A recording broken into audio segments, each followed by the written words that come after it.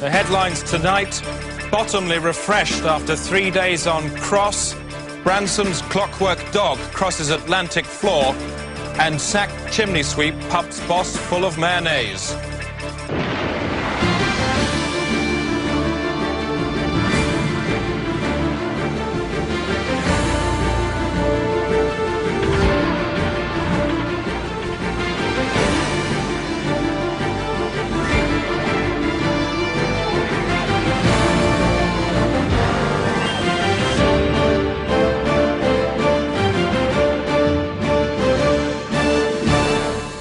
Welcome.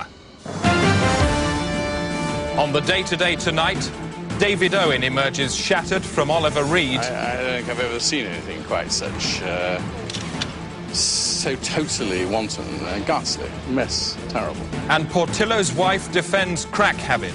It's cheap, very cheap. Hello, you. Prince Charles has volunteered to put himself in prison in order to highlight the plight of Britain's jails. The Prince made the announcement at some speech or other he was giving today. He said he wanted to set an example. The Prince has been preparing for his ordeal for the last 2 months by attending practice prison in a Rolls-Royce factory, sharing his cell with an old school friend. When he starts for real at Brixton next Tuesday, he'll be expected to muck in just like any other convict detained at his mother's pleasure, adopting the regulation haircut and activity programs. The Prince's choice, making a brush. I am determined, as far as I'm concerned, to try at least. And in that sense, it will be my own small contribution towards a vision of Britain. The American serial killer Chapman Baxter is to be executed tonight in the state prison in Tennessee in the manner of his own choosing. CBN's Barbara Wintergreen reports. Tennessee State Penitentiary. For some, it's death row, but for convicted mass murderer Chapman Baxter, it's the last night at Heartbreak Hotel. Baxter's an Elvis fan, and tomorrow he dies like a king. I always been a poor boy, never done nothing with my life, always taken from any community I've ever been in. I just figure I just want to die glorious. I just want to die like a king, like the only king Elvis Presley. A special death bowl has been installed for this gruesome Presley demise. He died on the toilet full of drugs and cheeseburgers. That's the way I'm going to go. I ain't going to no electric chair, I'm going to the electric toilet. Like Presley, Baxter will gorge on cheeseburgers and drugs until he reaches 650 pounds. The historic weight will trigger the electric current and see Baxter skip dessert. Among those who'll be watching Baxter get all shook up is Tennessee Presley Fan Club President Alvin Holler. Some people might say that this was debasing the memory of the king. Do you agree with that? No, ma'am, no. The king did that himself by dying on the john in a big nappy. But a special cheeseburger line in grim Elvabilia has gone on sale to commemorate tomorrow's pan fry. But maybe after today, that is how people will think of the king. You keep it right there. Press and protesters conduct a silent vigil outside this special disgraceland, while inside, Baxter chooses his backing vocals. I figured Jailhouse Rock be kind of appropriate. Maybe Are You Lonesome Tonight always moves me, that song. At dawn, all hope of retrial gone down the pan, Baxter prepares to return to sender. In a few moments' time, America will watch the Presley stand-in eat a sit-down meal with a difference. And if he eats too much, he may come out in a hot flush. So, as Baxter turns as blue as his suede shoes, this is very definitely one burger king with extra fries to go. Barbara Wingreen, CBN News at the Elvocution, Tennessee State Penitentiary.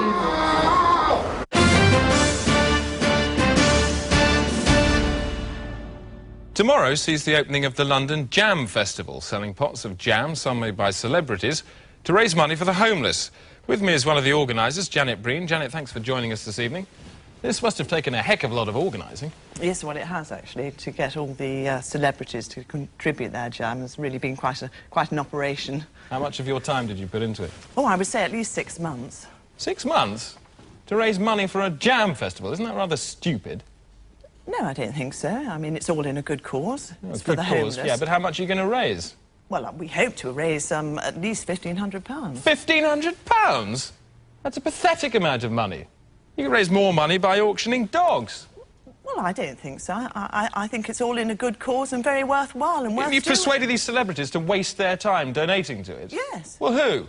Glenys Kinnock we've got, and Sebastian Coe. I hate Sebastian Coe. Well, I feel he's made a very worthwhile contribution, What, actually. to the paltry sum of £1,500? Yes. Is that worth 6 months of your time? Well, I think it is worth... I don't think it is at all. I think the only reason you've done it is to make yourself look important. How dare you come on this programme and say, hey, look at me, I'm raising £1,500 for the homeless. You could raise more money by sitting outside a tube station with a hat on the ground, even if you were twice as ugly as you are, which is very ugly indeed.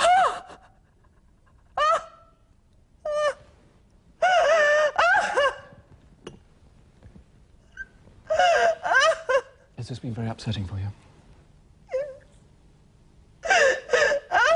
And have you anything else to say in your defence? Janet Green, thank you. Ultra News. Now comments from you, the public, in Speak Your Brains. The law. Tightening up the law, is it required today? I think so, yes. In what areas? Certainly, we have to do something about drug peddling. If they ran into the newly tightened up law, would it smack them up sharp, or would it catch them gradually? I think it needs to smack them up sharp. To jerk the head back? Yeah. Oh, sure. Certainly, yeah. Let's see if we can nail this down. In terms of this elastic band here, would you like to see the law tightened up to this tightness number 1, tightness number 2, or tightness number 3? I think tightness number 3. Tightness number 3 like this? Yeah, I think we've really got to hammer these guys. So that tightness being an average post office band extended over about 8 inches? Perhaps, yeah. Yeah, I think so. Sport now with Alan Partridge. Alan, you're a keen fan of the law, aren't you? I certainly am. I support the law fully. Not too keen on those that break it, though. How do you support it, then? Just generally support it. What, generally turn up on a Saturday afternoon and wave from the touchlines? This is Sports Desk. I'm Alan Partridge, and it's a special desk of sport now as we look back on some of the sporting highlights of the last sporting season. So lie down, relax, and let the sports commence. When it's cycling championships you're after, you can't say fairer than the Tour de France. Dive, Brandauer there in the lead, swaying from side to side in his own inimitable bike-riding way. Klaus Bin there on the inside, pumping away with those gristle-like muscly legs inside those tight lycra shorts, which have become his trademark. And I don't know what this man is playing at. There's no way. Surely the judges must come down like a ton of bricks on that. Carrying bikes on top of a car is not a sportsmanlike way to run this race. You join me in the helicopter now as we look down on these cyclists that look somehow like cattle in a mad way, but cattle on bikes. And there's Sven Gunsen, closely followed by his great friend and teammate Klaus Bin. And the man with the bikes on his car is, yes, he's disqualified, as I said. And Klaus Bin there wins, riding non-handed. No need for that. It was a belter of a season for athletics. 1,500 metres there, cram. And not a lot happening. Quite unremarkable. Oh, good, someone's fallen. It's Peter Elliott. Yes, he's down. Peter Elliott, no relation to the late Denham. And come on, Pete, back on your feet. You can catch up with them. No, he can't be bothered. And it was upsets all the way in the dive championships. Greg Lagani, down, double back twister, bangs his head in. Textbook, lovely. Let's see it again. He boings down, up in the air, double back twister, comes down, bangs his head on the board and in. Lovely. The judges surely will give him high marks for that. But for my money, the best punches were being pulled this season in the boxing ring. As he's affectionately known to me. Thank goodness, actually, they're wearing gloves, because I've witnessed bare-knuckle boxing in a barn in Somerset about 3 years ago. And it was a sorry sight to see men goading them on in such a barbaric fashion. And I'm rather ashamed to say I was party to that goading. And 2 men fighting, as I saw in the barn that night, naked as the day they were born, and fighting the way God intended. Wrestling at points. I don't know if you've seen Women in Love, the marvellous scene by the fire. It kind of resembled that. I'm Alan Partridge, and that was my sporting season. Why don't you join me for another one? Join me.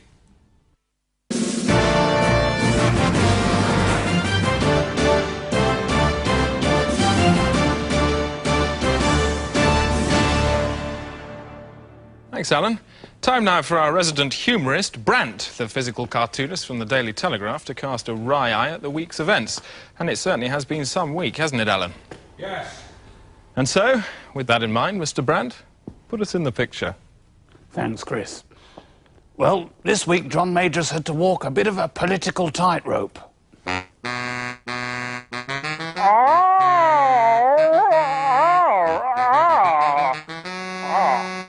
Sylvester Stewart has today's weather. Starting in the southeast, where it'll be a misty day tomorrow with a droplet density of about 50,000 per spherical inch. That's roughly as if the mist were hugging the ground like an over-affectionate and rather damp dog. Over to East Anglia and the Midlands. It'll be a warm day tomorrow, about 20. That's the sort of warmth you might feel on a January morning walking into a heated drawing room after chopping some wood. And finally, into the north of England and Scotland. A strong and highly long-lasting day tomorrow, with hail aimed vertically downwards from above, and there'll be a 30% chance. The summary then, breezes. And that's all the weather.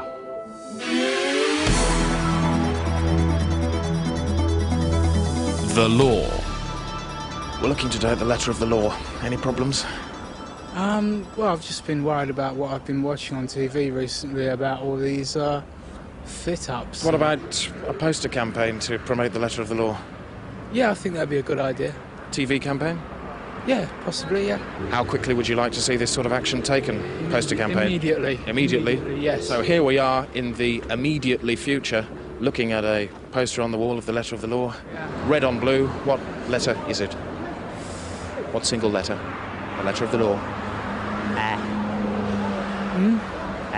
What letter is it? No, what letter is it? What letter is it? The letter of the law. J. J, in red on blue. Yeah. Environmation from me, Rosie May. Britain is soon to have its first portable cemetery. The cemetery, which opens to the size of a football pitch and features real soil, holds up to 1,000 corpses. The portable cemetery saves waste. Scientists in Alaska have found a gap between the horizon and the Earth. The gap, which is 9 miles across, is believed to have been caused by recent storms which tore the horizon from its moorings. A team of civil engineers has now set off to lash the horizon back down with steel. I'm Rosie May, and this is my planet. Take a look at this. This is St Barley's Church in Coventry. That sequence will be featured in a full report on the Church of England, which is coming up now. If you mention the Church of England to most people, they immediately think of the sacraments and the holy blood of our Lord Jesus Christ. But to many within the Church, there is another ritual, the ritual of the bullying ritual. Ex-curate Peter Litterton was intimidated by his very first vicar. I went to the bathroom to wash after dinner and I found my flannel in the toilet.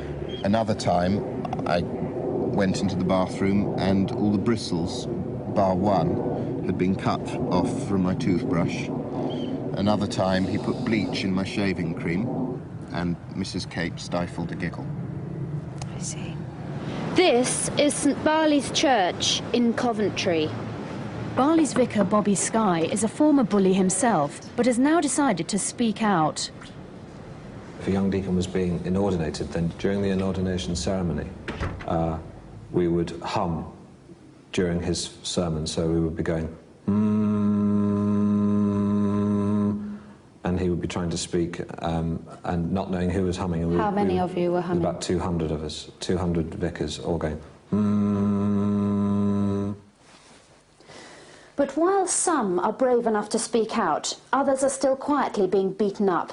Here in the vestry of St Champs in Coventry, we secretly rigged up one of our cameras to record some bad ecclesiastical hurting. I'm sorry, Bishop, I'll do it again. I'm sorry, Bishop, I'll do it again. Why are you always being such an arse? Don't know, Bishop. I don't know, Bishop, I don't know. But fold it properly. Yes, Bishop.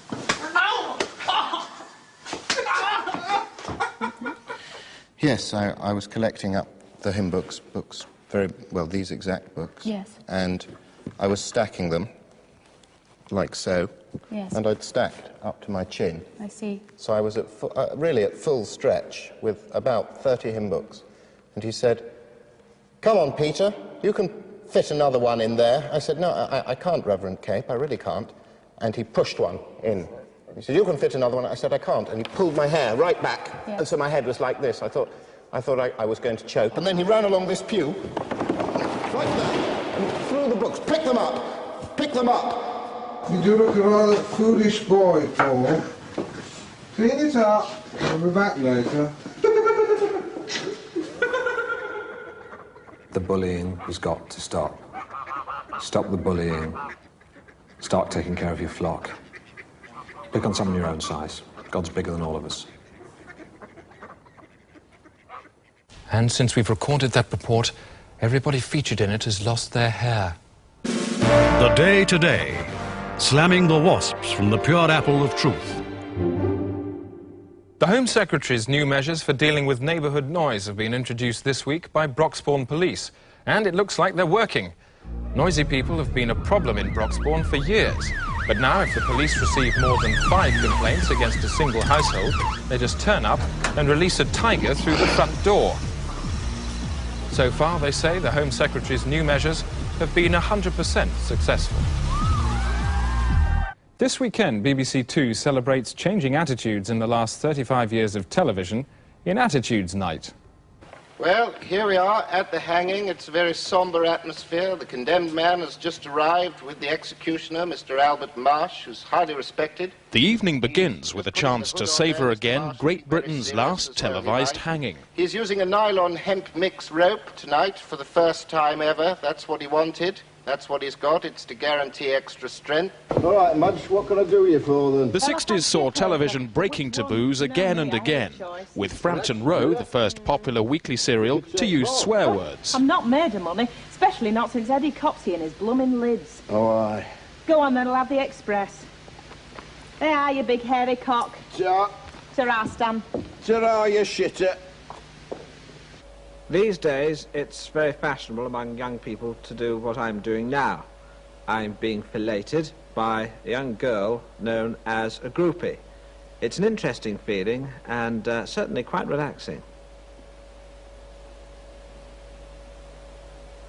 Well, it's half an hour later. My initial reaction was one of intense joy, but that's now been replaced by a vague feeling of inadequacy and gloom. It's not an experience which I can see catching on, but neither is it one which I regret. But while some programmes broke taboos, others, like Them Next Door, would in time become taboo themselves. Next door again. What's he want now, eh? Mr. Eddie, I was wondering if I could be borrowing a cup of sugar for my lunch. What'd he say? He says he wants you to give him a punch. Oh, all right. Oh, you're misunderstanding me. I'm asking for sugar. That is why I'm here. Well, I can't understand a bleeding word he's saying. He says he wants you to give him a thick ear. Oh, right. No. The same went for Channel 4's Kiddie Stare, the show which featured naked 2-year-olds romping for the pleasure of adults.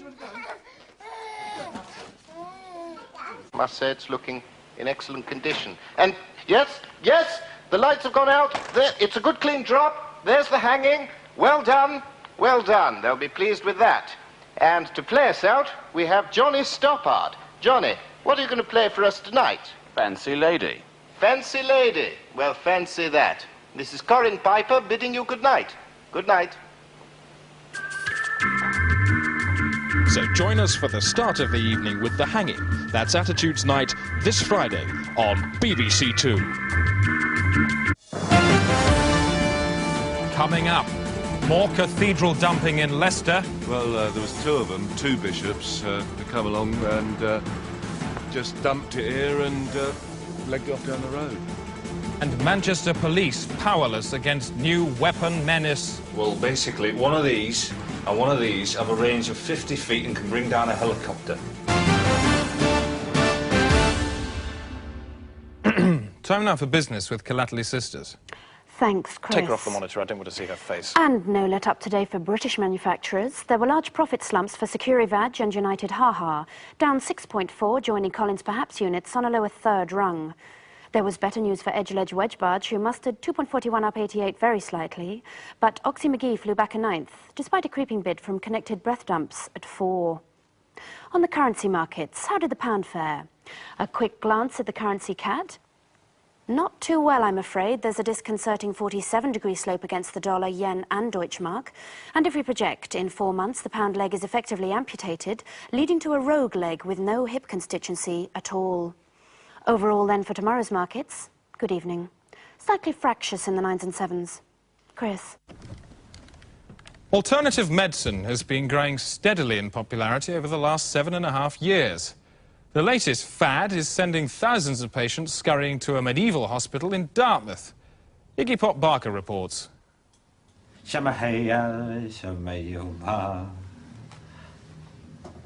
Bile chanting.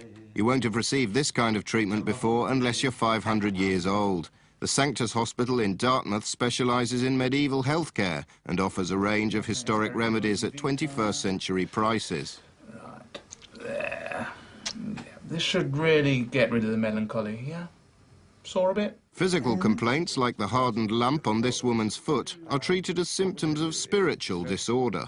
I'm going to make an incision here. Yes. And make the incision all the way round here, Yes. and the other side, Yes. and then cut through, and then remove this, Yes. this foot, Right. remove Right. that, Yes. and take it away, Yes. and bury it with some gooseberries. We've done the tests and... This woman is a witch and is being talked through the drowning procedure. What we'll be doing is we'll be pushing you in the pool. I see. If you sink to the bottom, you're clear. Uh-huh. If you float to the top, obviously we're going to have to attach some weights to you and drown you. You mean you want me to... Just walk down. To walk down the stairs? Yeah, and I'll give you a bit of a shove. All right, I'll give it then. That's right.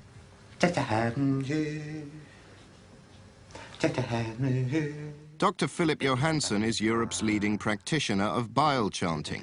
He was one of the 4 doctors and 10 patients killed in this morning's blaze.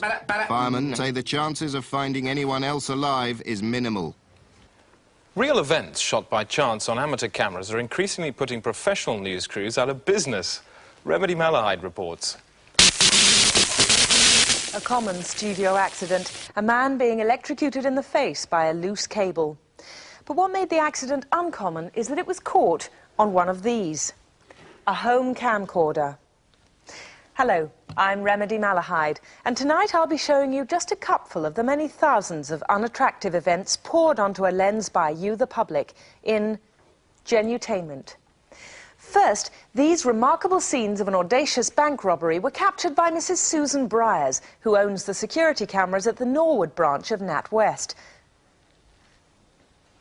The real capturing happened soon after. Our reality eye fest continues courtesy of St John's Ambulance Unit, who filmed this disturbing spectacle of a distressed caterer who had her finger trapped under the page of a book. Photo factuality now, and Mrs Mandy Hell captured these snaps while out walking her brother on Wandsworth Common.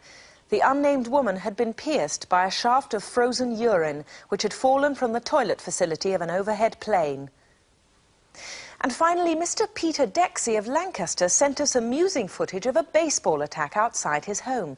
If you listen carefully, you can hear that Mr. Dexy's living room cuckoo clock happened to strike in time to each smash of the bat.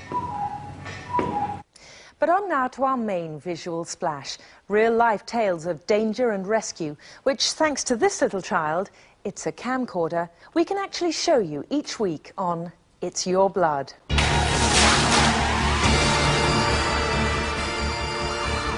Every week on It's Your Blood, we feature an actual bad accident and show how you can avoid a similar fate.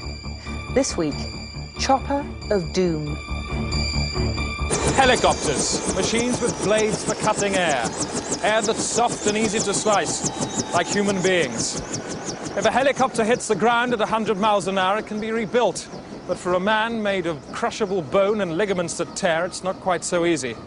In recreating the horrific events of the 12th of December 1992, we persuaded the original victims to face that ordeal again. We also use amateur video footage of the nightmare. All bodily fluids shown are the ones which actually emerged at the time. For this reason and many others, you may find the following sequence produces a very powerful sensation in your brain and body. Farmer Chester Johnson uses a chopper for crop surveillance and he flies it himself. It's 10 o'clock on the birthday of his sheepdog Lindsay, and Chester has planned him a treat. It was a ride in the helicopter. I knew he'd like it, so I decided to video it for him as a memento. What he didn't know was that he and Lindsay were about to make a flight neither of them would ever forget, even if their brains were erased with mind rubbers. At first, everything was normal. They were up and enjoying the ride. It was smooth and exhilarating, like an aerial motorbike. But then Chester decided to look at his watch. A watch we later found to have a dangerous design. The aircraft was now perilously out of control, and to make matters worse, it was heading straight towards a field of children looking for worms.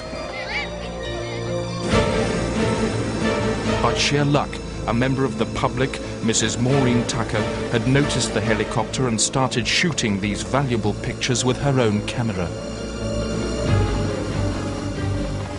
After 10 minutes, she called for help. Hello, Control Tower. Oh no, it's one of our helicopters out of control. I wonder who that can be. It could be Chester Johnson, and that's got a dog on board. We better call a shepherd then. The steel vulture of Beelzebub was now just seconds away from the children's soft heads.